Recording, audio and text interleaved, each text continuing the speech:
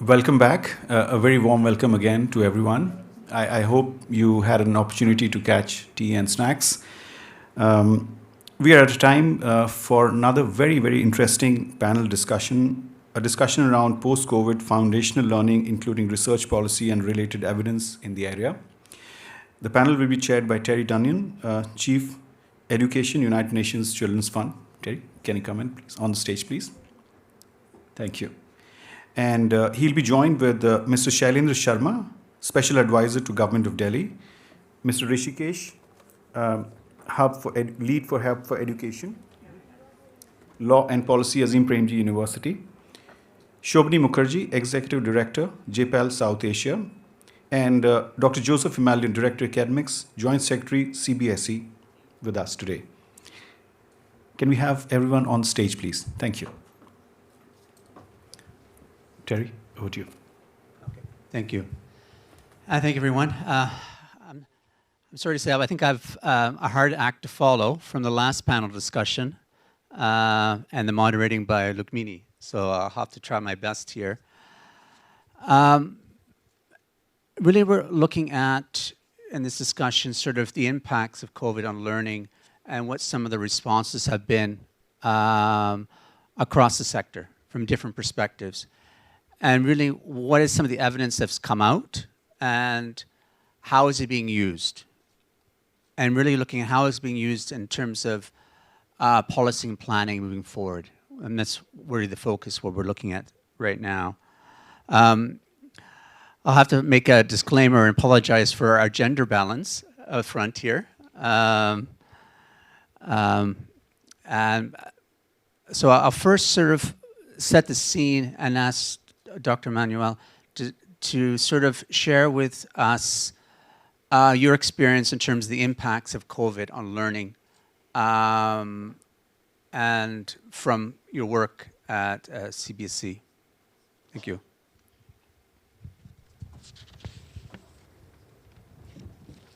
Thank you, Terry. Good evening to you all. COVID has thrown a big challenge on the society and the whole universe. It has shown us our limitation, but at the same time, COVID has shown us a lot of opportunities, particularly for promotion of education.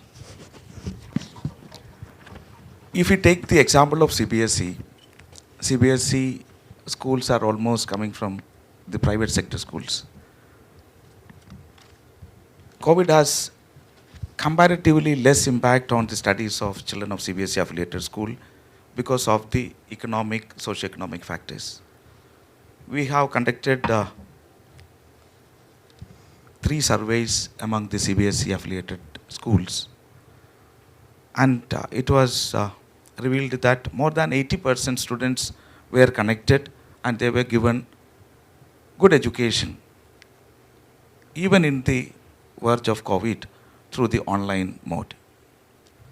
So technology was used very extensively to promote education, and a lot of experiential learning had happened during COVID time.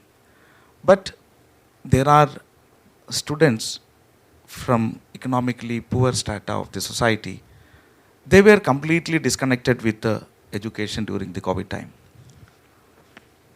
But the biggest advantage of COVID was there was a realization among the educationists and the policymakers that lot of scope for experiential learning is there in the education system, and that can happen by giving free hand to the teachers and students.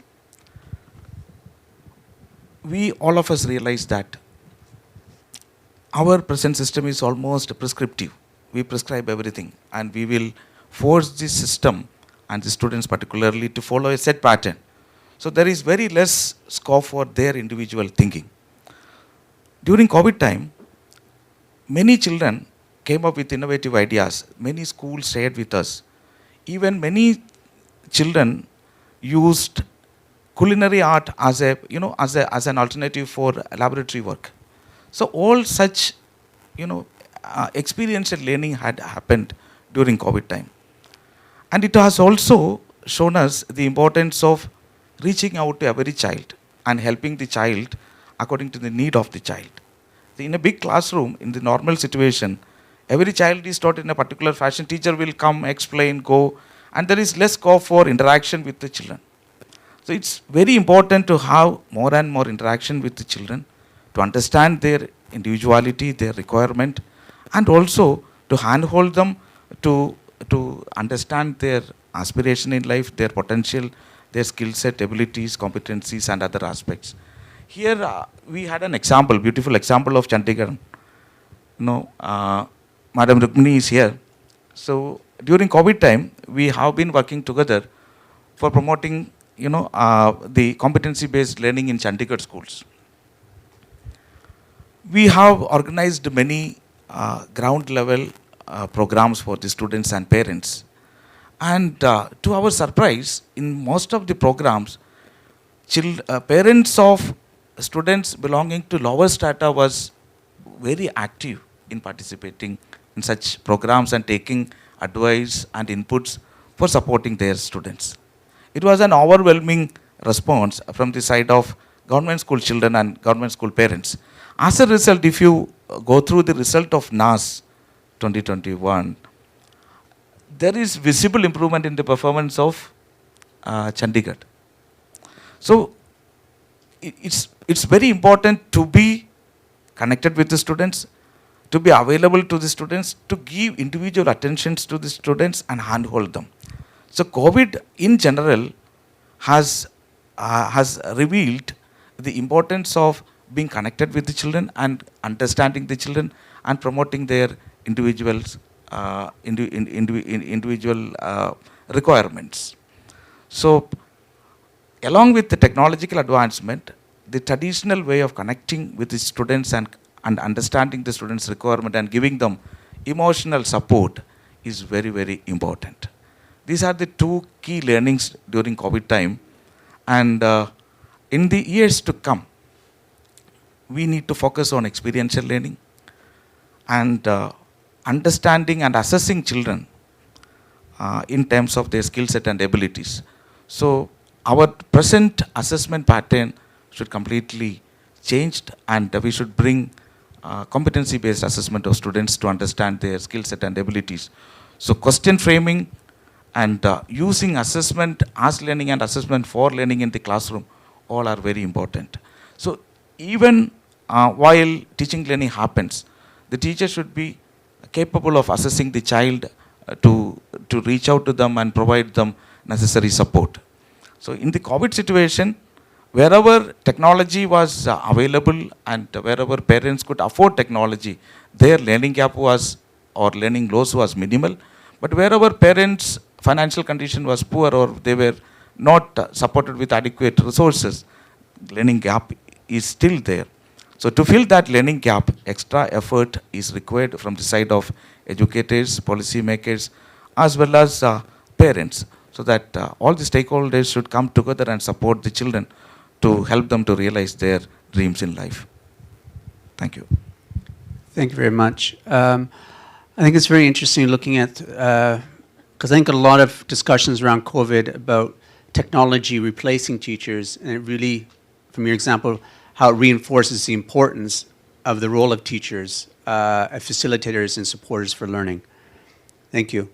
Now, sir, shifting sort of to the universities, Rishikesh, in terms of some of the evidence generations your university has done during COVID, and what's that telling us about some of the challenges children had in their learning and learning levels?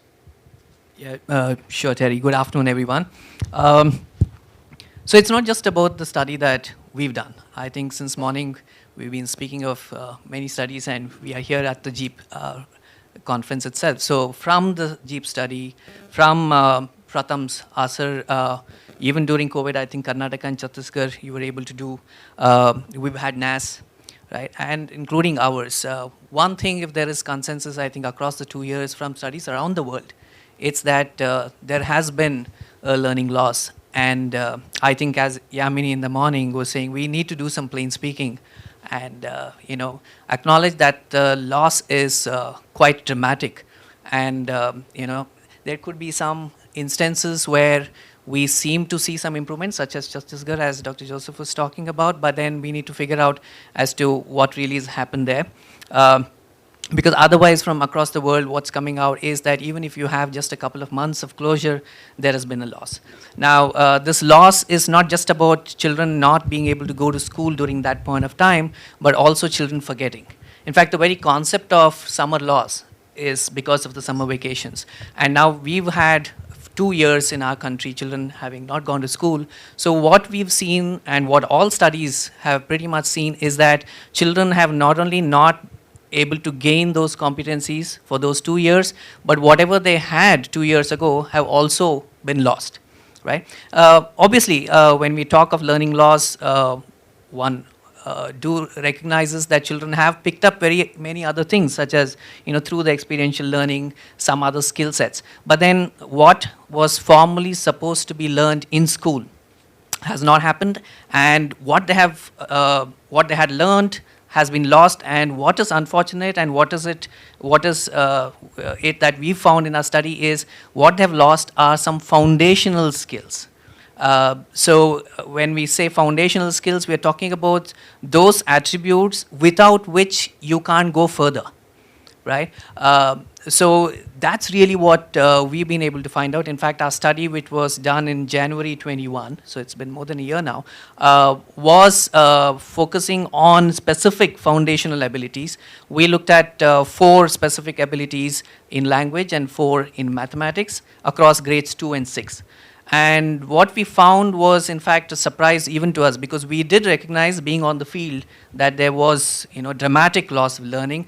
But we found that nearly 92% of children had lost at least one of those foundational abilities in language, and the number was about 82% in mathematics. And what are we talking of when we say foundational attributes? Simple things such as looking at a picture and being able to explain orally what it means.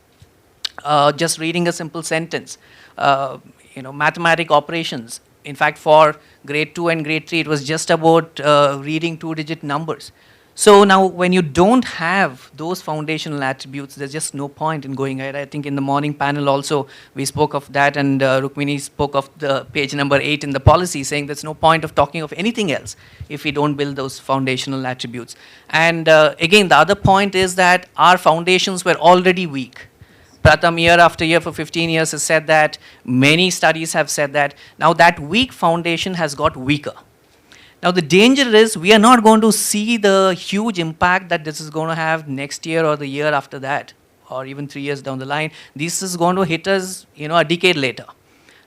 Even currently, we are at grade 12 having only 60% of our students clearing school, right? So SDG goal, number 4 is about 100% at grade 12, and we are already 40% short.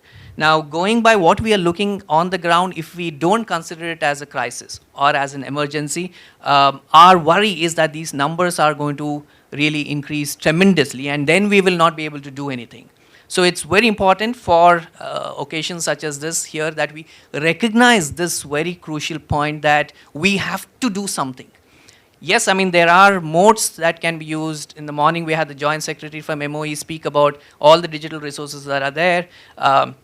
There are many departments of school education which have done a lot. All those have to be used, but then they will have to be used in such a way that we are able to recover in the next 1 or maximum 2 years. And for that, there has to be a lot of planning, a lot of changes in terms of the curriculum and in terms of the pedagogic approach. So which also brings us to, how do you then get the teachers to think in this way? Though I think that's the easiest of the challenges. We were in a breakout room looking at teacher support for learning recovery, and pretty much everyone there, be it a policymaker or a teacher, all acknowledge that teachers are the first ones to recognize this. Now, the challenge really is, how do we allow these teachers now to take on that challenge and address it in a manner that we are not going to land into a problem a few years down the line. I would like to end with another small little study that I did. The Azim Premji Foundation study looked at grades 2 to 6. We wanted to find out what's happened in the higher grades, because higher grades were the ones which had a few more number of days during these 2 years wherein they could go to school.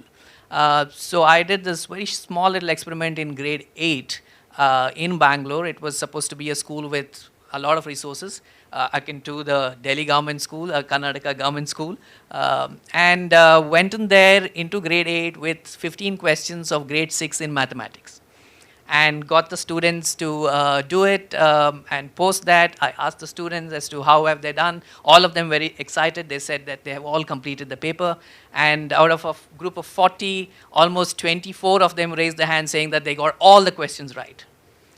When we did an analysis, 2 of them had got 12 out of the 15 questions right. And then it went down. So now, across all our grades, we have that spectrum. Yes, there are children who are at grade level, some maybe even above grade level in terms of the learning capabilities, but then the spread is so wide now that the challenge is far greater than what the teachers were facing earlier. In fact, that's the reason why we have, in fact, a loose network of educationists. We call ourselves the National Coalition for Education Emergency, who are bringing in a lot of inputs from different places that they work in. For instance, Jean Reyes from Ranchi is bringing us, reports of how dire the situation is there. We have Sri Ranjani and Ramanujam from the Tamil Nadu Science Forum, talking about similar things all the way, even in Tamil Nadu. We have Gurumurthy Kashinathan, IT for Change, bringing in reports from Karnataka. In fact, we have Sajita Bashir, who was giving us inputs from around the world, an ex-World Bank employee, who is also giving us reports from Kerala. So what this Education Emergency Coalition is giving is reports to all of us as to how dire the situation is across the country.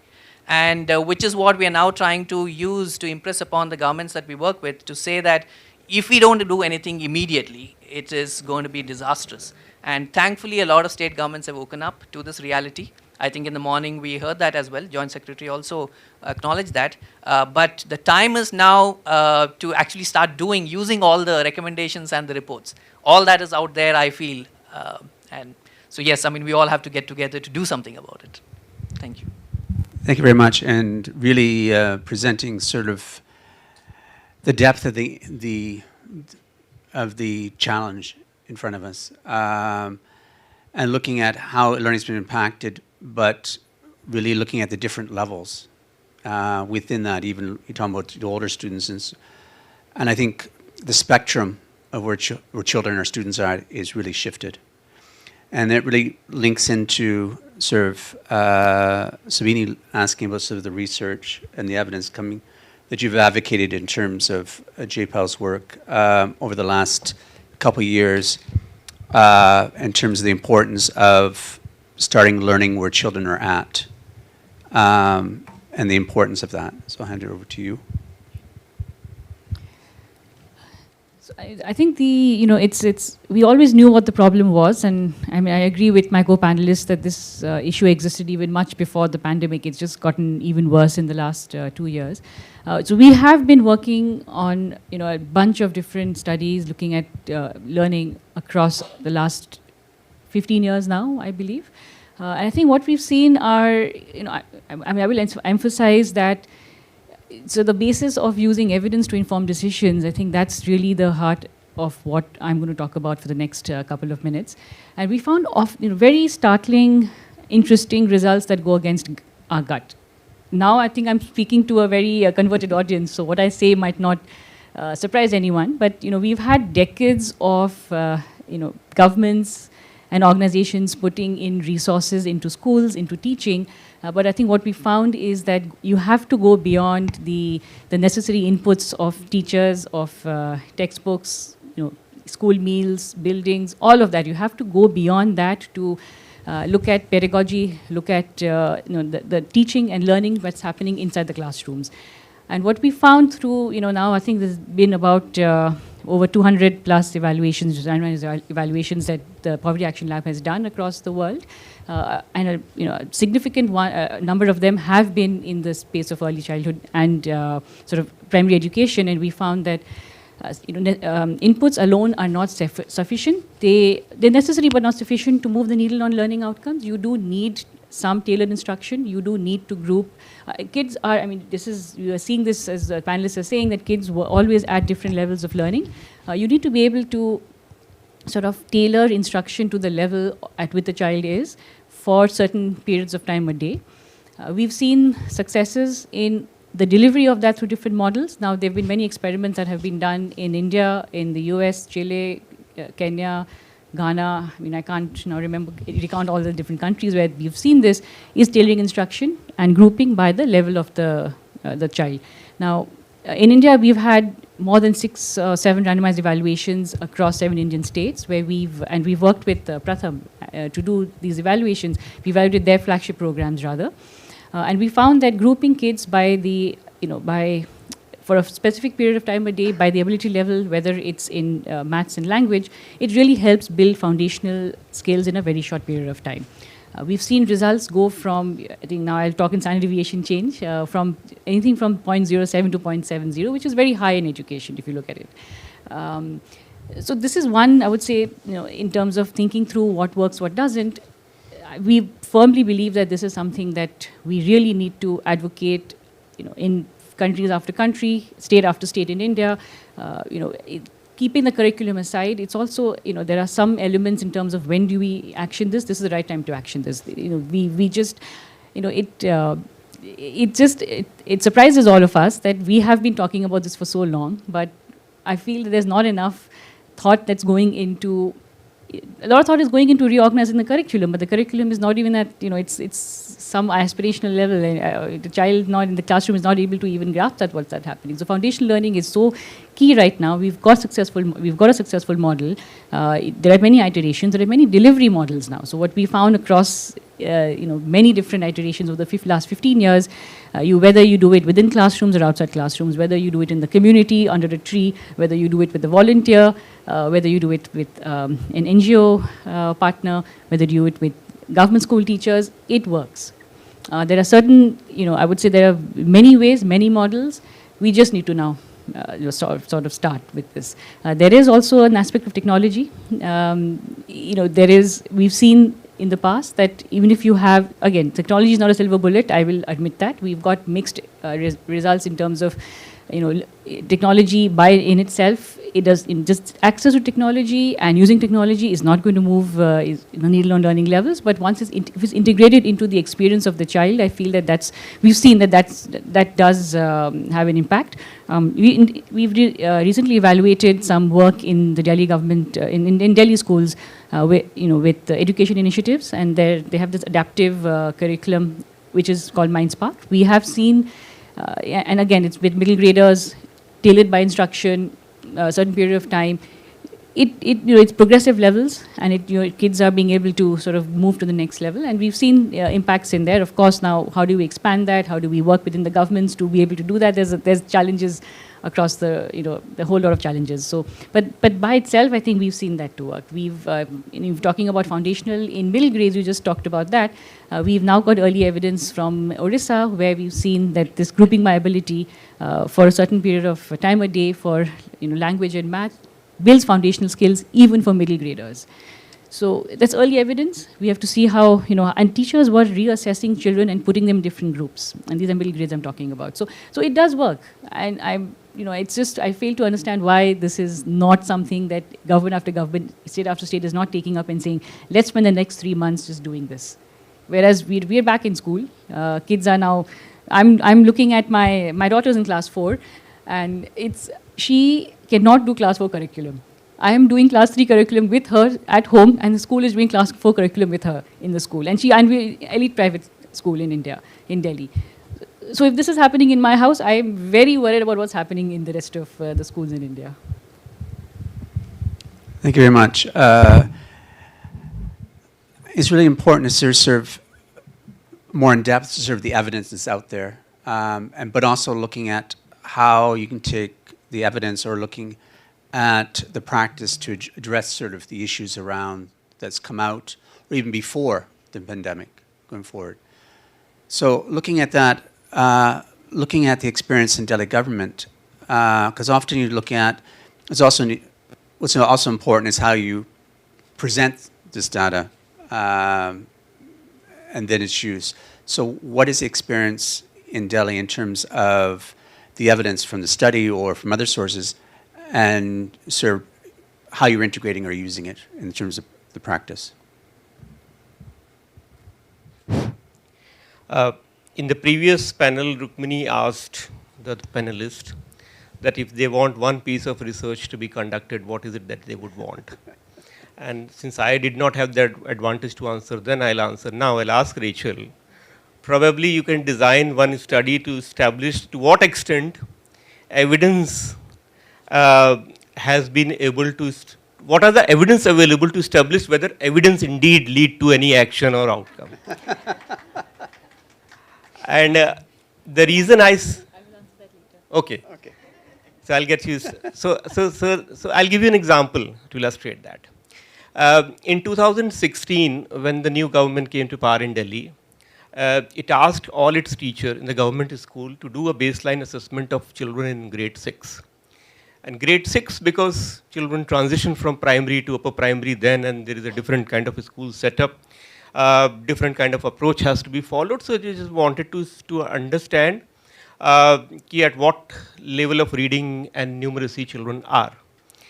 Teachers themselves did this assessment, and they found that 76% children in grade 6 could not read a simple paragraph from their own textbook. Now, what more evidence would you require? And prior to that, from 2005 onwards, every year ASR has been telling what the basic foundational level of children are. What more evidence would you require then? But in 2016, when Delhi government did this, it did not immediately lead into the acceptance that here is an evidence and we need to act upon. Because evidence, in my understanding over the last few years, it means different things to different people. For a teacher, this would mean a very different thing. Now, we have heard, Shobhini also quoted the example of her daughter. And in the previous session, Yamini was telling about her own experience. Now, these are two young mothers. On the basis of one child each, they have their own experience to share. Now, imagine a teacher who has been with children for year after year. What is her experience and what kind of evidence she is looking at it? So I think more than the evidence, it is the belief and practice which has shaped what is going to change and what is going to remain constant in what happens inside the schools. So belief and practice has been driving it. And therefore, what we realized after in 2016, Government of Delhi designed a program to improve foundational learning. On the basis of the feedback that we were receiving from the teachers, there are several teachers of that cohort. They are here in the room also. They would be able to better tell the kind of discussion or the debate we used to have. Education is not only about reading. Reading is not only about coding and decoding. So we have had multiple rounds of discussions around those. It did not immediately lead into acceptance by the teachers, though there was a program of the government, but it did not immediately lead to the acceptance to put your whole heart and soul into actually changing the situation, because there would be debate, okay, so what happens to the children who are above foundational level? What should we do with them? And also trying to pin the blame on mostly children or their parents also. We as education system, we as teachers are doing what we can. And if some children are not learning, then it got to be problem at their end, not at our end. So that was the kind of response we would get. Fast forward. So we launched a program called Chunauti. We modified it to called Mission Bunyad, where again, as As in the previous discussion, somebody said the government acts more in mission mode rather than into a program kind of a thing. So we also launched our own mission in 2018. But the issues by and large remained same. There was far more acceptance among certain community of teachers who have been seeing repeatedly what is happening. But I would not say that it was like a complete acceptance. Then fast forward comes pandemic. And one realization that started sinking among the whole setup was that this is going to last long. So what we have been doing for ages, it is not going to work. We have to find different ways of reaching children, connecting with them. So all kinds of, so for the first time, I realized that the discussion shifted from input to process. Otherwise, more often, and we hear, even now, if you talk to the government, they will list down the laundry thing, that here are, we have done this, we have done this, we have done this, we have included one more curriculum, we are doing this. But nobody actually sees how it is panning out in the field. Nobody actually works with the teacher to understand where the bottleneck is arising and how to overcome that. But in the pandemic, this realization sunk, okay, if we have designed something, is it reaching our children? So for instance, in Delhi government itself, when we started, first we were sending WhatsApp messages to children. And then we realized, okay, but what if WhatsApp message, child cannot read, parent would not be able to read, what should we do next? We've shifted to IVR. Then many teachers started learning to get on to Zoom. So lot of iteration started happening on how to reach, how to connect. This how has always been missing in the class. So that started happening. But what it establishes is that we have to do something, and the belief of the systems largely that if children have not learned, if children cannot do the foundational stuff, it's got to be them. This blame actually, thanks to COVID, it shifted to COVID itself. It's not, and there was this realization also if children are coming, 1 year is gone, second year is going, so then children are actually missing out. There's a huge learning loss that is happening. They did not need any further evidence for that. So it was like for the first time that their own belief and the evidence were converging. So as a result, what happened when the school reopened, and in Delhi we relaunched Mission Bunyad, we found far more acceptance of that than at any point in time in previous history. Not a single teacher that we come across, and we have had extensive network of talking to them, would come and say that this is not required or some other debate will follow. Everybody was convinced, okay, children are coming after 2 years, then they must have forgotten how to even read and write. Let's focus on that. We found massive acceptance among parents also. We held the first parents-teacher meet, we call Mega PTM, because on a particular one day we invite all the parents. And we had close to 75% parents actually turning up, which had never happened. And then the right from the day one, the message was very clear by way of official circulars and orders that syllabus is not to be touched. You have to use your time, so 1 hour for numeracy, 1 hour for literacy, 1 hour for social emotional practice. We have had happiness curriculum going on, so those practices will be used. And the children who can read. We have like a good setup of library books in the schools. They should be encouraged to read, they should be encouraged to write. Don't touch the book. So repeatedly this message was going on. And also both ministers and director repeatedly, regularly visiting school and actually sitting with children and showing them the book. Let's try, can you read that? So all these gestures also further convince that everybody is aligned. There is no two definition of what needs to be done in this point of time. So therefore we got a very good response on that. And I would say that in the first 3 months, starting from April and going on till mid-June, we have had close to 85 to 95 85 to 90% children actually attending in school, which was a big, and we can say that because we managed to record their learning levels, so they have at least turned up. When we did summer camp in the month of May and June, because usually it's a summer vacation, we said that we'll let go of summer vacation, we'll have summer camp. And in summer camp, we have had like nearly 65% attendance of children. On the previous occasions, pre-pandemic period, whenever we would have summer camp, the attendance would never exceed beyond 50-55%. It was 65% this time. And last piece I would want to share on this is that why I said in the beginning that evidence means different things to different people. When schools reopened briefly in somewhere around December and January, I remember going to school first day, first show, excitement. So I went to the school. It was a grade 5 class. I entered. 14 children were sitting in the class. And the teacher on the blackboard, it was first day of the class. She had drawn something on the blackboard and she was teaching area and perimeter to children. And I went and I sat at the back of the class. 14 children were there. I started. I wrote 27 minus 17. And I asked the child sitting next to me, can you just do that? This child was struggling. Then I moved us further.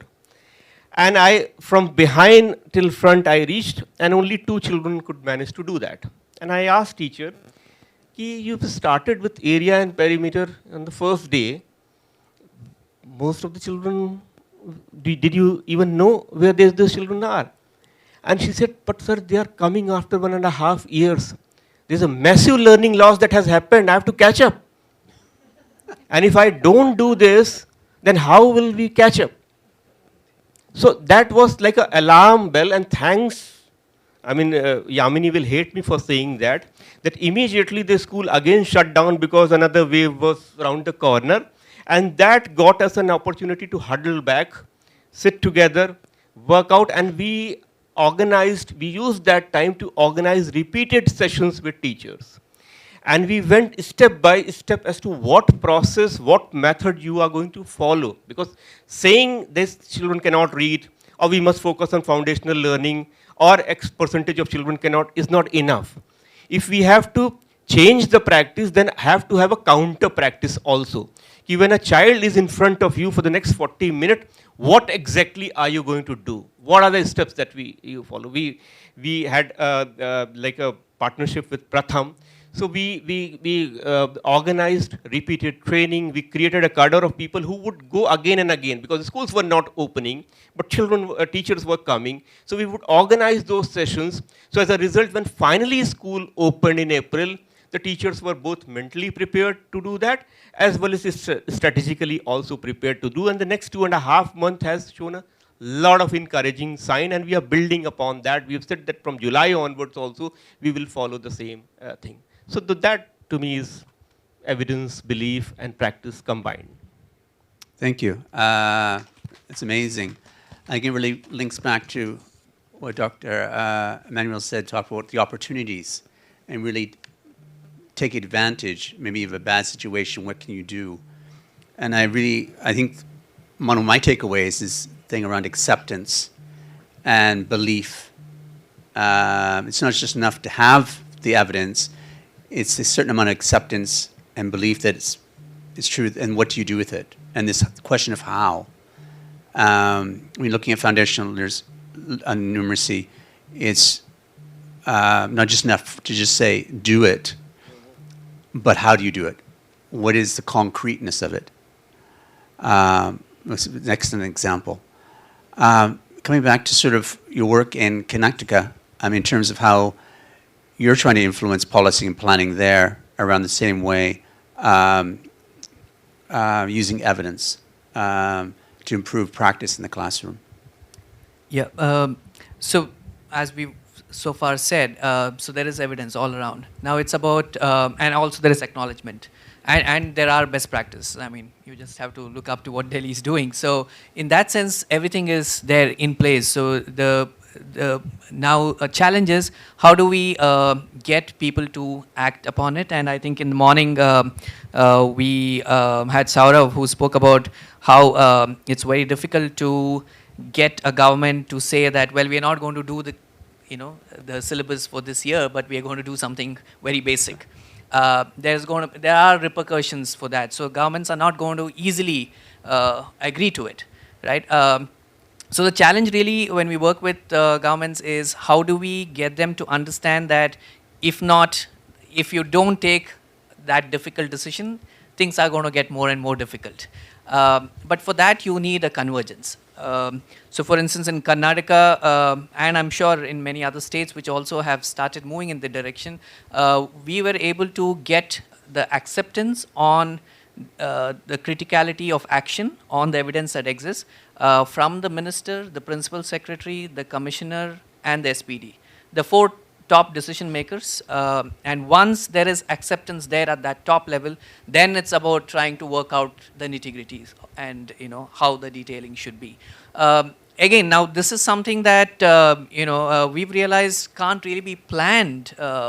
It's just about continuously talking about this evidence and the necessity to act, and using every single opportunity. In fact, I remember in Karnataka, it was a meeting on implementation of NEP, which turned out finally into this learning recovery curriculum for the coming year.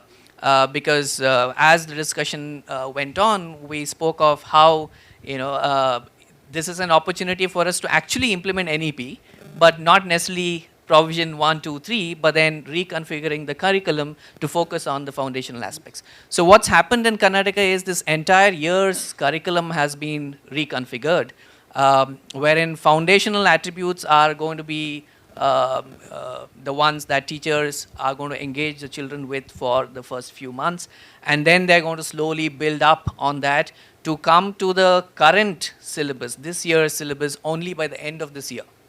So which would then mean that you only have still, even by law it's about 220 days, but we all know that 180 to 200 days is what a school gets, a government school.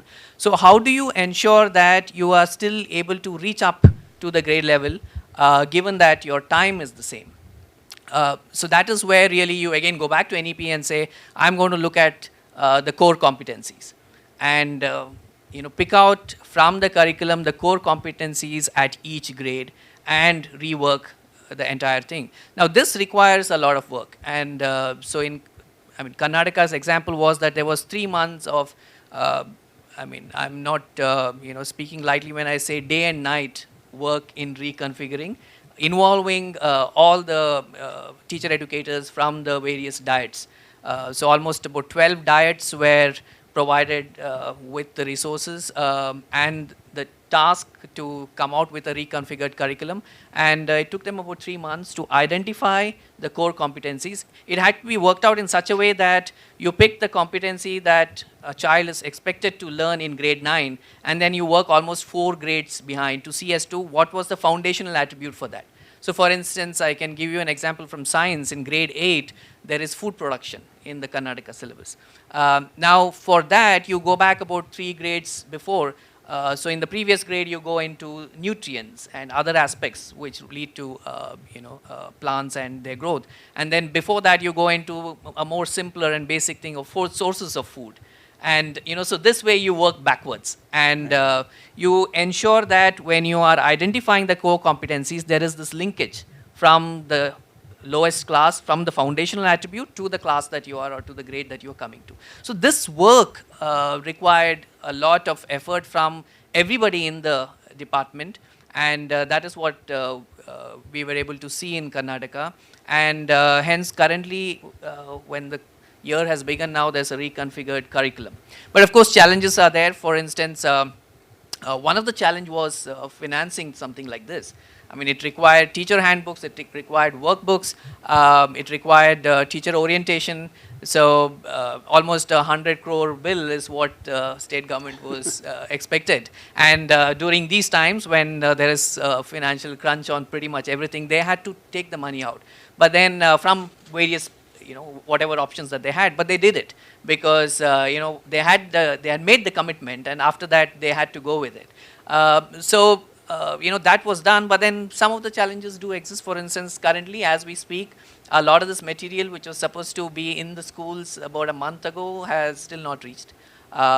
Some schools have it, some schools don't. Again, you can't really blame anyone. There are these processes. So tendering is a process that they all go by. So then you are at the mercy of the printers. So all this is happening.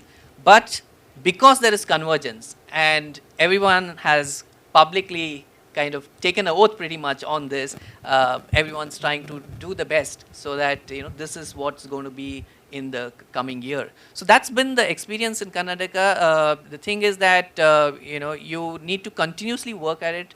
The plan is in place. It's almost on a rollout. But if you now step back, if anyone, be it the secretary or anyone else, including the non-government actors, if we step back, the chances are that things are going to fall apart. Though the other thing which I think Shailendra ji also was saying, the teachers know that this is what ought to be done. So there is a complete buy-in on this learning recovery program from the teachers in Karnataka. Now the only thing is that they, one, needs to have all the administrative officers backing off to not go there and say complete the syllabus or do the textbooks. And two, they need this material. Which is again things that has been spoken of in the orientation. So that's where we are in Karnataka. Thank you. And I was just there visiting schools just last week and seeing. Not that I understand what was happening, but for me as a teacher, looking at the expression on the teacher's face and the student's face, and seeing the engagement and the passion and the interaction, it was amazing. And the commitment. And I think really allowing teachers to be teachers is so critical. And not burdening them with administration, taking them off task. But again, this thing about acceptance, belief, and practice. So coming back to Dr. Emmanuel, as a senior person in the government, what recommendation or suggestions would you make to people in their engagement to help government to see evidence and the acceptance of evidence more readily? I'm thinking even, I was mentioning earlier about NAS, for example, is being released. A lot of times it's abstract. How could practitioners or organizations work to empower government or to accept and see the issues around, believe in it, and looking at changing practice? From the words of Shailendra ji and Rishikesh, I can also endorse their view. Evidences are already available. Only thing is we need to focus on various areas and bring action to resolve the issues and problems. For researchers and implementers and the policy makers, it's always required to have continuous dialogue to understand each other's perception as well as requirements. And when research happens, research should be independent and evidence oriented and reliable. That is very important. And when research happens, it's also important what are the requirements, what are the points looked upon by the policymakers and implementers. And the research should also support them in framing their actions. So all are interconnected, and continuous dialogue, continuous exchange of ideas, and bring a shared vision. All are important for the effective implementation of policies and framing of policies. For example, in CBSE, we have been working to promote competency-based education. So when India has decided to participate in PISA, we were looking for various reasons why we could not perform well in 2009 PISA. So we have first conducted a dipstick study in Chandigarh because Chandigarh was our sample. Then the same evidence came before us. The children of class 8 or 9, because PISA is for 15-year-old, they could not even read and complete the questions. Forget about the scientific literacy and mathematical literacy. So reading literacy is the primary skill that leads to other acquiring of other competencies and skill set. So we need to completely refocus on skilling of our students. So evidences are there. Now what level of intervention is required, that kind of study will further help. So time has come, we need to act upon. We need to implement the policies and programs on ground. When we started working with Pratham for promoting the learning level of students in Chandigarh, initially there were resistance from teachers. Both Pratham and Sri Aurobindo Society worked along with the CBSE for promoting the learning level of students in Chandigarh, being the PISA population. So gradually we could convince the teachers, and teachers' confidence were gained. Initially, the teachers were also apprehensive that these kind of interventions does not make, it is going to make any change. हम लोग शुरू में जब गया तो ऐसा कितना लोग आया इधर कितना भाषण सुना तो कुछ भी नहीं होगा. But gradually we could gain support from the teachers, and there are certain genuine problems from the side of the teachers, particularly regarding the big classroom size in our schools.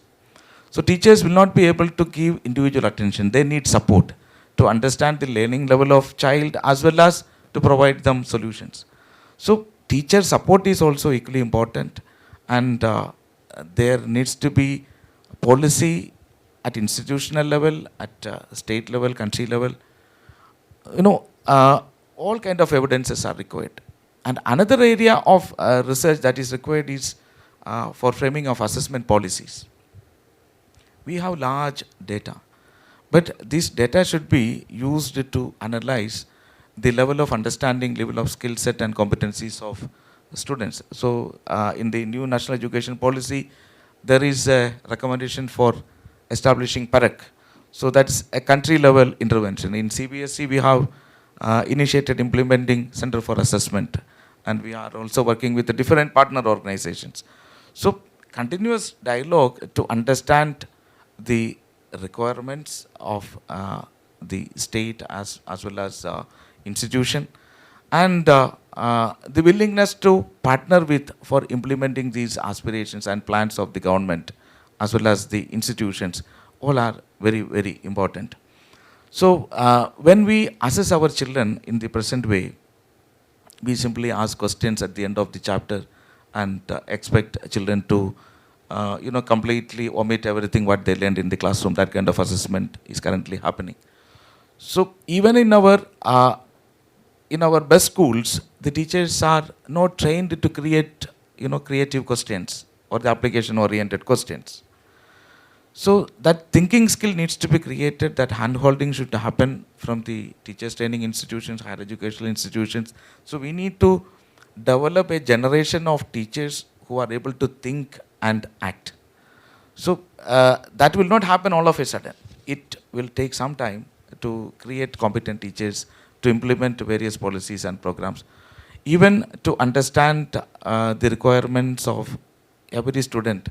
There needs to be certain skill set and competencies required with every teacher. So that kind of an empathetic approach and a result-oriented approach, and that kind of an orientation needs to be given to the teachers for making this ground level transformation. First of all, there should be a realization of change in everybody's mind. So for making a small change in the society, there needs to be a big change in the minds of the people. That mindset change we need to bring first. So the policy makers, implementers, and the researchers, the non-governmental organization, everybody should work together, come together, understand the larger, broader requirement, understand the importance of education as well as quality education. The NEP is 4 pillars: equity, excellence, access, as well as inclusiveness. All are very equally important. So SDG goals also aiming for that. So quality education is the right of every citizen of this country and every child in this world. So foundational years are all the more important because that are the years when a person or the child learn to learn. So that learn to learn will begin from foundational years. So that will set in what direction he will be growing, and how he is going to be a good contributor to the society. So learning to learn, that skill needs to be built in foundational years. So focus needs to be given for promoting foundational learning skill set abilities at age appropriate level. And also this assessment should happen at classroom level, at a small group level instead of very large scale. Large scale evidence will give support to corroborate with the actions which is taken at a broad level or a large scale. But at the grassroots level, institutional level, assessment should be used by every educator and even the parents. Unfortunately, our parents' skill set are also needs to be improved. It will take time because in a country like India, with a lot of diversity and economical imbalance, so it will also a time-taking process. But that are the area where we need to focus to build the foundational layer competencies. So through a collective effort, realization of requirements, and partnering with the multiple organizations and institutions, non-governmental organizations, or every citizen of this country, for that matter. When I was a child in our state, Kerala, this national literacy mission, that was happening. So as an volunteer, I was a graduate student at that time. At my home, there were very few people. Even then, we were determined to educate them, at least teach them foundational literacy and numeracy. They were, we can't say they were not educated. They have very good ideas. They have a lot of life skills, abilities. Even we were able to learn so many things from them, but they were not able to read and write.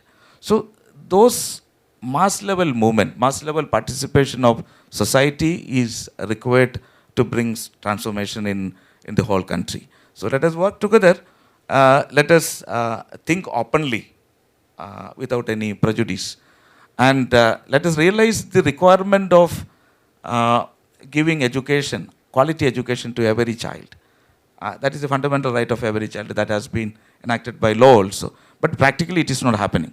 So let us work together, let us understand the requirement of education and do our level best for giving primary education and all, and to the next level, quality education and higher order thinking skills, competencies, all those aspects we need to look into, so that there is a complete transformation is required in the teaching learning that is happening in the classrooms, the assessment that is happening in the classroom.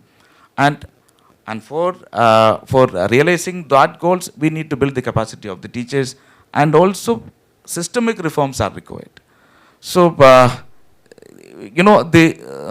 is, it's not an easy task, it's a tough task, but I am hopeful it is a realizable goal if everybody put their effort together. Thank you. Thank you. I think it's important to highlight in terms of it's really working together. The change that we're discussing and the challenges, it's a journey. And really, if we work together and have that discussion and dialogue, that's so important, that journey and that process going forward. So I'm coming back to Shobhini. You can respond to the question, the cat, but also I call it the cat chasing the tail, but also looking at recommendations in terms of how really scaling up evidence into policy. So Terry, I'll talk in two aspects. So one is working. Okay, so I'll talk. There are two aspects that I will talk about. One is Yes, there is evidence. You can hear me. Fantastic.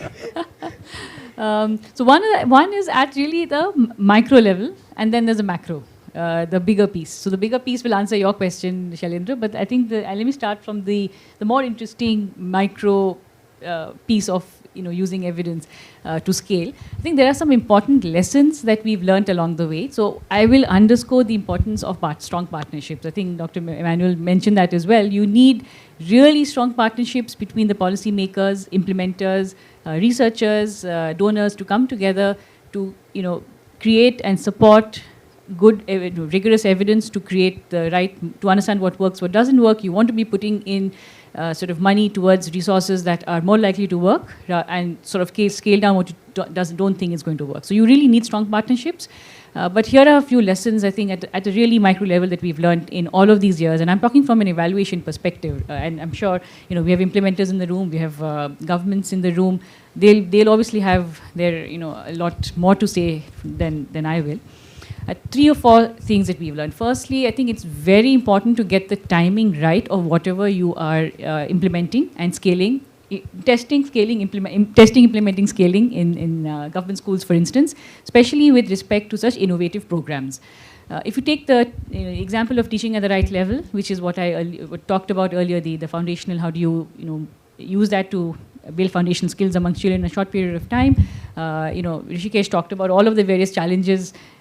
You need to get the timing right in terms of catching children early at the beginning of the school year, rather than 6 months into where they've sort of lost 6 months staring at a blackboard.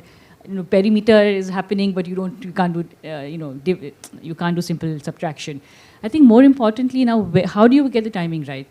What we've seen in many of these evaluations, some of them were successful, some we found actually we had to abandon because we weren't able to implement, the government wasn't able to implement together with the implementing partners because the funds didn't come on time. Now the funds, it's not alone, the funds come through SSA, it has to come to the state from the center. There is some leeway to be able to have that money at the state level, but it's really, there's nothing about evaluation here. It's not about rocket science. It's about getting the timing and the sequence of events right. So we've had situations where the materials were not printed on time, teachers were not trained on time.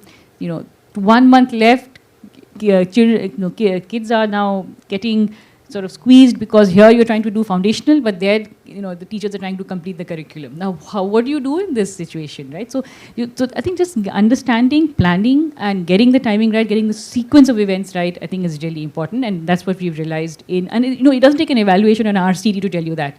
It's really, it's just deeper, understanding what are the behind the scenes of what's really happening, what's going on. The second piece I'll talk, and then again, the second, I think, the micro piece of what we learned was building relationships right from the top to the bottom across all the key stakeholders. And I'm not talking about external, I'm talking about internal within the government. You need the top policy maker to be aligned with what the mission is, what the goal is, what you're trying to achieve. You've convinced them, you have an MOU, but what about the teacher on the ground? What about the middle layers? You have the block resource coordinators, the district officers, block officers. Everyone needs to be aligned on the same, and everything. Yes, you can run things in a mission mode, but ultimately you have to also integrate things back in the fabric of the system. How do you make them work? So, anecdotally, and I'll tell you a few things behind the scenes of what we learned when we were evaluating teaching at the right level. And that time, it wasn't even called teaching at the right level. It was called different things in different states. Somebody calls it Urdu Karnataka, somebody calls it Learning Enhancement Program, somebody calls it BEP. I mean, there are various, governments gave it different names, but I think one lesson we learned was to get alignment after you sign the MOU, you have to work. There are some key drivers, and that's actually what we unearthed in the evaluation. There are some key drivers and key levers that you need to have in place which will impact the change. It is the teachers, it is their mindsets, it is motivating them enough to be able to take that next step and reorient their minds to say, grouping by children is not a bad thing. The child who's sitting with class 3 child who cannot read, sitting with a class 5 child is absolutely okay. 1 or 2 hours of school day, build foundation, regroup them, keep moving them on. They have to understand that. They have to be able to integrate that into their thinking. And what we found, some simple practices that we found was that as the way that Pratham does this pedagogy, it's really very inclusive, and very fun materials, fun games. It's a playway method. Everybody is having a great time. then what we learned was, and then teachers, for instance, are sitting on the floor with the children. It's not as if you're sitting, teachers are sitting on the desk and the kids are sitting on the floor. That's not happening in this. They're all sitting together. It's almost, different groups are working together with different goals in mind. The same teacher, when they go back to teaching some other subject, so you move away from teaching foundational literacy and numeracy in one way, they're going back to teaching, science or something else in their classrooms, even math. But, math, which is grade level math, they're back in their bubble. They have forgotten all the innovative practices, or they've not forgotten, they've compartmentalized all the innovative practices, and they're not being able to transition those innovative practices to being able to do their regular teaching. So we saw some of that happening in some of the schools that we were in, and you could see very clearly that where it's breaking down because they're not being able to make that connection. Again, I'm talking from an external evaluator perspective. You'll have a lot more insights, I think, because you all work in implementation in schools. So how do you break that bubble? How do you integrate those two things to come together? That's, I think, that's important as you thinking about scaling, because it is about these, they're the frontline workers. You want to be able to make sure that the system is aligned right to the frontline worker who has to deliver the program, their beliefs, their perceptions, their mindsets. Everything is important as you're scaling up, right? It's not just one program. It's the people who make that and drive that program. The second level, for instance, we found was a key driver was the mentor. I'm not calling it the monitor, but the mentor for the teachers. Mentoring is very important. And what we found was that we have assistant block resource coordinators. They may be called different things in different states. The assistant block coordinators are one step above the teacher. So one ABRC will have about 15 schools, and however many teachers in those schools. They have typically been postmasters of information, and checking registers and taskmasters. They've never been mentors. So how do you align them to become mentors? And one thing I remember now, Rukmini insisting with government after government, where we were doing the evaluation, saying they will spend 30 days in school with children, teaching them. Massive rebellion. They were like, why are we going to go? We are going to monitor teachers. Why are we going to teach the teachers? Teach the children. We know all this stuff. We've probably done it, 20 years ago, but it's there in our blood. So Pratham insisted that ABRCs have to spend 1 month with children, teaching them in the same methodology, the teaching at the right level pedagogy. I could see this happening in front of me within the first day, second day, third day, skeptics. Fourth day, fifth day, they were coming with their results of their children to say, this child has moved from beginner to letter, this child has moved from letter to para, but this child is struggling and I'm not being able to move them. So, it was a way of getting their hands dirty, getting them involved to be able to then mentor teachers much better later on. And we found this as a key driver. And I think one of the key elements of the model, when we go is, whenever we speak about it or Pratham speaks about it, we always say that you need to have that layer to be able to mentor teachers, because teachers need that support. And we did a lot of process monitoring. So we did some qualitative studies. So apart from the RCD that was going on, the quantitative piece, we were also doing a lot of the qualitative work just behind the scenes to see process monitoring, inputs, outputs, how are they being delivered, our ABRCs visiting schools, and we found that in the schools where the program was there, the teachers really appreciated ABRCs coming in and supporting them, observing them. So I think we had about more than a 70% visit rate of APRCs, if I remember correctly, when we did the evaluation. So I think these are small things when you're thinking of scaling up that are really, really important to get right. Now, if I think of the macro pieces in terms of what have we learned as we are scaling up. So JPAL today, and I'll talk broadly beyond education, JPAL today has more than 1,000 evaluations that we've done across 11 sectors. So whether it's health, education, governance, climate, gender, skills, livelihoods. We found that, we've seen that over 500 million people so far have been impacted by the programs that have been scaled up. A lot of them have been scaled up in collaboration with governments. So that's the evidence there for you, Shailendra, is that governments can scale, they have scaled impactful and sustained. And I can talk forever about different examples as well.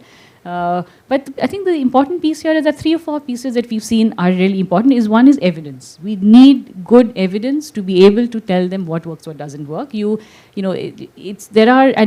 along with that, I think just institutionalizing evidence use within governments through long-term partnerships, embedding staff, embedded units. I mean, there are many ways of doing this. We've done that across the world, in India and in many countries across the world, where we've embedded people or we've embedded evidence units, where we are sort of having the government's ex-ante commit to evaluating before they're scaling up or rolling out a scheme. That's really important to get that understanding, and having sort of creating all the champions, necessary champions within different departments, different levels. That's also really important.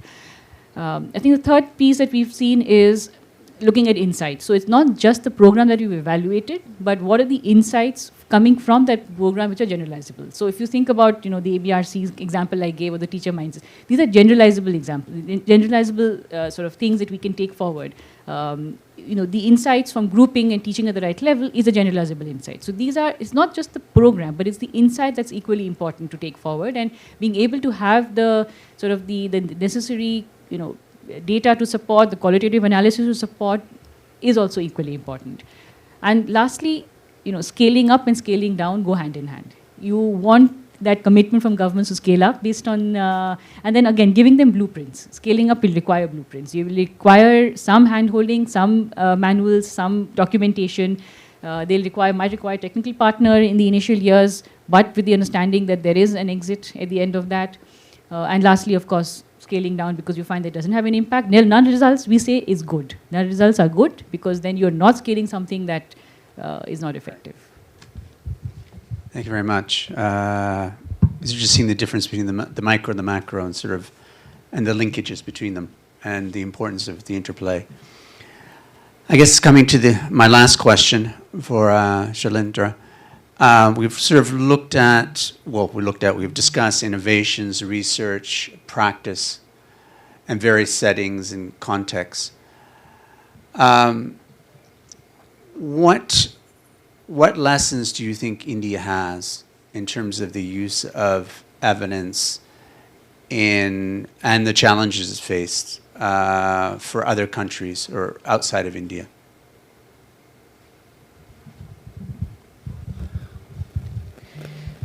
So India, if you were to talk about, there are multiple lessons. First of all, for ourselves to learn before we can say for anything else. And one of the things that I have noticed is that we have not been very clear ourselves as to what we mean by foundational literacy and numeracy. There has been conflicting law, policies and practices which was like at the cross purpose. I'll give you 3 examples. National Curriculum Framework 2005. When it was launched, there was like a complete romanticization of constructivism.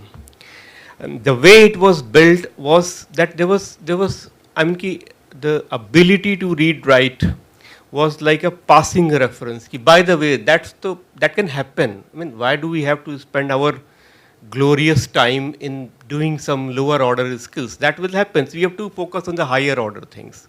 So children should be creator, constructor of knowledge, and teachers would be facilitators of that. I don't think that was wrong. It's a very good idea, and that's what education is supposed to be. But just as we say that teaching at the right level, I think for the system also this is a lesson starting at the right level. One has to see where you are. You cannot suddenly put the baseline to a certain level where nobody understands. So what essentially happened was that on the basis of it, unrealistic, textbooks and documents started coming. And do this fact check. Look at class 3 textbook of NCERT, and you will find there is they call preface or something, where the authors are addressing to a student, and there is a line which says कि अब तो आप अपनी किताब पढ़ सकते हो. मतलब there is an assumption built into it that this child can read. And in the morning, Rukmini said that in grade 3, 25 to 30% children are the only one. So essentially you created something for 25-30% children, and on the whole basis then things started moving in that direction. That's number 1. Number 2, Right to Education Act. If you look at section 24, which prescribes the duties of a teacher, and I have like several of my colleagues from Delhi government here. Section 24(1)(d) says that the teacher has to assess the children regularly and supplement instructions if required. Inherent in that is that teacher will be doing the fact check regularly and doing the supplementary support if the children, if basis on the basis of her own evidence, she is finding that children have not learned, do the supplementary thing. So you give something from the right hand, and then you take that thing away from your left hand, because the same section 24(1)(c) says the teacher is required to complete the entire curriculum in the stipulated time. Now ask any teacher that how on earth are you going to coordinate both the things in the same time, space and period with the same set of children? So basically what you did was you gave a very conflicting signal or message, and this is law. So the teacher can be held, disciplinary action can be taken if she doesn't complete. And correct me if I'm wrong, you all were required to give some kind of certificate that you have completed the syllabus. Hota hai, abhi bhi hota hai. So that is evidence. She has to produce an evidence. So that was number 2. Number 3, NAS, National Achievement Survey.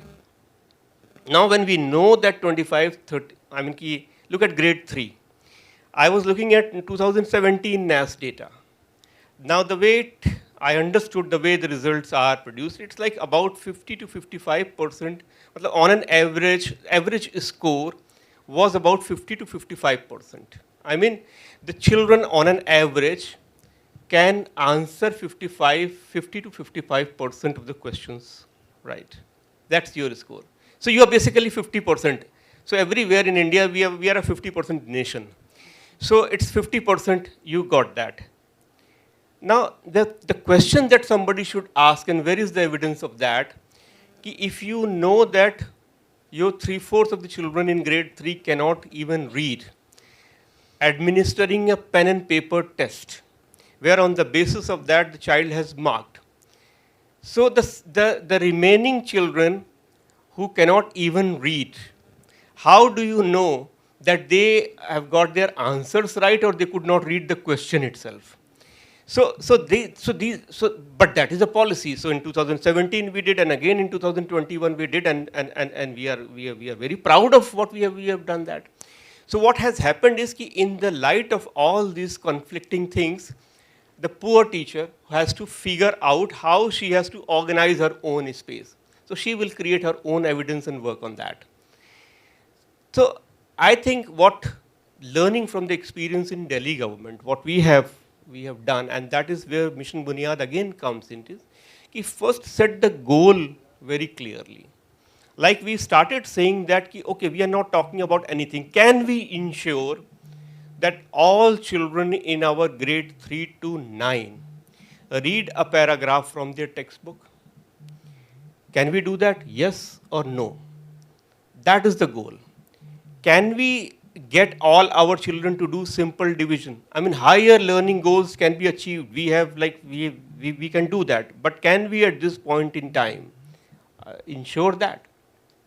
And that is what we went ahead. And we created process for that. And we were looking at the end of these things, we found that nearly 48% children in grade 3 to 5 can now read a grade 2 level text. But the more encouraging part is that the 40% children apart from this are the ones who are just a step below. So therefore, the next strategy that we have to adopt is to basically work on the fluency of the children. And that is the kind of thing we are seeing in 6 to 9 also. So having those numbers in place, that here are these children who are at this level. So probably the kind of strategy that you adopt when a lot of children cannot even read a sentence or cannot even recognize a word, you have to change that strategy. And what could be that strategy? That is what we started talking to the teachers about. Now here is a child who can read, but there is an issue with fluency. Because from grade 6 to 9, the kind of text this child has to deal will have lot of unfamiliar words. You have to read your social science, you have to read your science. So there would be, so how do you build fluency when you have to deal with unfamiliar words? So there are strategies in place that needs to be followed. And what we agreed upon was that from July until end of August, we will work very closely on building the fluency of children, because that is where we are. And in order to do that, what we have also taken a decision, and we will have like lot of repercussions or reactions coming from different segments, but I think that's what governments are supposed to be ready for that. We have said we are reducing syllabus by 50%. Only 50% of the syllabus of that class, because we also have a situation where the child has like double or triple promotion. So a child who is in class 9 is jumping to class 9 from 7th. So you just barely went to 7th when all this lockdown started. So you have like 2 classes you have left behind. So if you were to teach the concept of that particular class, how are you going to connect with the previous class?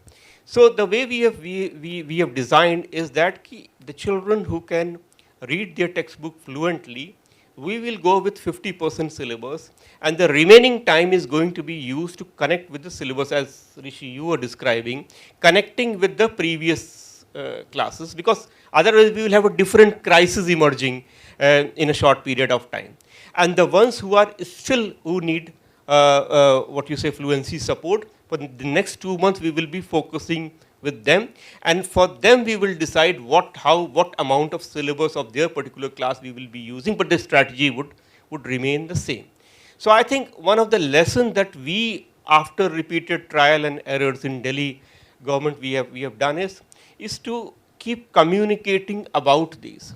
And I would also say that simply communicating that here is a crisis and we have to focus on that may not be enough. Because we also see on many occasions, like when we were having a review with the school principals, many of them would come and say, no, we have to focus on children who cannot even identify letters or cannot even read the words. And we said, look at your data. You hardly have 8 to 10% children left in that. And if a child in 7th or 8th is still struggling, then there may be some other reason for that. Go and look at those reasons rather than saying that we are going to focus on that. You have to invest your energy on nearly 50% who are at the gate knocking to get inside. If you support them, probably you will have a very massive turnaround that will happen. So I think these are some of the lessons that we have learned for ourselves. And we are very encouraged that new National Education Policy 2020 was the first public document, which very emphatically said what foundational literacy is. And it very clearly, when it says that it is an urgent and necessary prerequisite of learning, I don't think there is any other document in India which says this thing so unequivocally. Otherwise, if you look at, and my biggest worry is that now there are several working groups at NCERT and all thrashing out the curriculum framework. And I'm keeping my finger crossed. We are hoping that in order to simplify this, they should not further complicate it.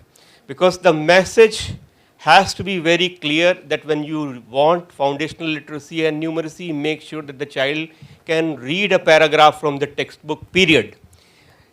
After that, you are opening the entire horizon for that child. But don't complicate that process. And it is not rocket science. It can happen if you give a very clear instruction, focus, and have patience on that. Otherwise, again, 5 years down the line, we will again be redefining the whole things with much, and the generation of children would have passed. So I think we are there, but not yet there. So we have a lot of ground to cover. Thank you. Thank you very much. And thank you to all the panelists for giving your insights, perspectives, but also optimism and hope going forward. So thank you very much. Thank you. Thank you.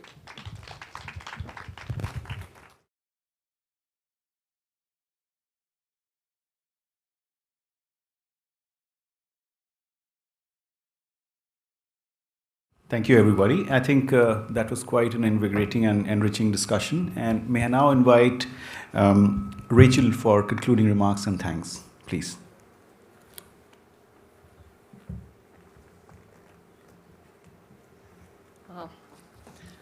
What a final panel, and thank you very much, Terry. Thank you, panelists. I think you're often asked who would be your dream dinner party guest, and I think for many of us in the room, you just represent the dream dinner party guest. Perhaps, add in Rukmini and Renu Singh and others, and it would be perfect. So, a good teacher inspires, and a good teacher listens, and a good teacher usually lets people go home early. So we have a final task. I'd first like to know how many of you have connectivity in this room. Are you the 50%, or let's see a show of hands? How many of you connected? Because you have one final piece of homework. Rukmini, are you really not connected? Good. Okay, so on the screen you should be soon seeing a link, which is the link for the evaluation of the day. And while I make a few closing thanks, we would really appreciate if you could go on the link that's also been emailed to you, because British Council are incredibly efficient. So instead of having to type the link, you can go onto your email and open the link. But if you could access that and put in your concluding thoughts while I give thanks, that would be really appreciated. Sadly, the Joint Secretary actually can't come and do the final vote, but happily, she is looking at the curriculum issues as we speak. So hopefully all of the wise words of our last panel will be heeded and taken on board. Additional Secretary, that is. But we do have to thank the Joint Secretary who came earlier today and inspired us all, and indeed Rukmini for her panel as well this morning. And one of the things I love about being in India is that you're going to get outspoken people who speak with passion and who challenge each and every one of us. And thank you, Rukmini, for challenging me on the framework that I put up with the missing pillar in that. You'll be pleased to know I will duly go away and make revisions. So we were challenged today. We were challenged to conduct new research. We were challenged to think about teaching at the right level. We were challenged to think about the curricula. And this morning there was a call making reflections on the Young Lives longitudinal research for more longitudinal research.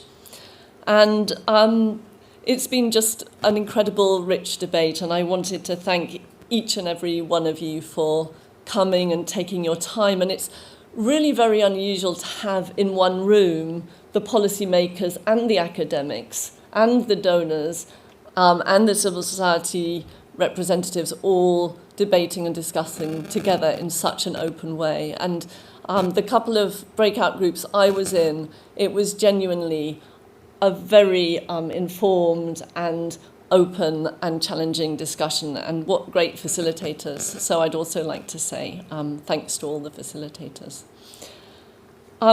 So before I give thanks, it would be great if there's 2 or 3 of you who'd just like to give in 3 words your reflections of the day. So while you're thinking of that, we've got on the next slide, I just want us all to look at who is in the panel. And we didn't mention this at the start, but if you look at the panel members, you'll see that this is a globally selected panel, and you'll see that India is hugely overrepresented here. And I think you should be incredibly proud to have 3 of the panelists from India, and I think that deserves a round of applause to you all, from you all, because I think that represents decades, actually, of research that's been led and inspired by Indian academics and civil society, and it's a great achievement. So would anybody from the audience like to give 3 words of reflections from the day while you fill in your evaluation forms? Are there any volunteers from the floor? Can I see any? Yes, please. 3 words. Inspiration. Sorry, we'll just wait for the mic a moment. Respected presence. The 3 words that I would like to append to this elite gathering: inspiration, perspiration, and with that, determination. Obviously, sir, respected presence, the thing that we gathered from here, and my takeaway would be, I would inspire myself from the words of wisdom that I had over here. I shall start perspiring even more in all the constructive and the positive ways. And finally, my goal I shall reach with all the determination that I shall have. Thank you, sir. This is Mana Yadav from Jawahar Navodaya Vidyalaya, Indore. And may I also, with the words of wisdom of my dad, it's nice to chance you here. It's really nice to chance you here. How lovely, exquisite, and fair. May noble ideas and thoughts flourish into us. We value their presence without malice and fuss. But, no buts to say. So long to go, so little went, so little time together had we spent. We seek to have more of your blessings and guidance. Thank you, sir. Thank you, respected presence. Please. I think that deserves a round of applause. Great. I see a couple more hands, please. 4 words instead of 3. So what really stood out for me in terms of there is a lot of coherence in the vision that we have in this group today. So for me, strong partnerships and working together is what critically stands out, and I think together we can make that difference. Thank you. Thank you very much indeed.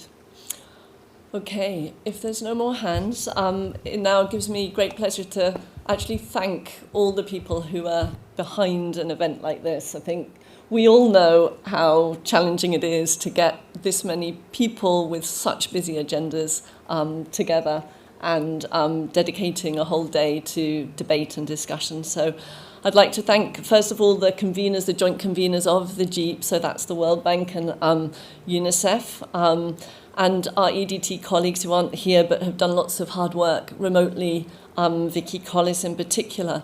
And from the council, Barbara, who couldn't be here but has been very much behind all of the organisation. And then those who are here, it would be lovely to invite up, our British Council colleagues. Just we have a small little thank you for them. So Ritika and Anu and Pinel and so on. If you could come down, and your team, if you could come up and just receive a thank you and round of applause, please. Okay. Ritika, do you mind? I don't know which is which. But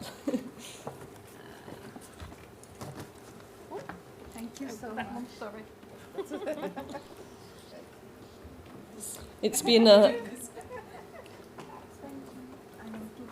Thank you. Thank you very much.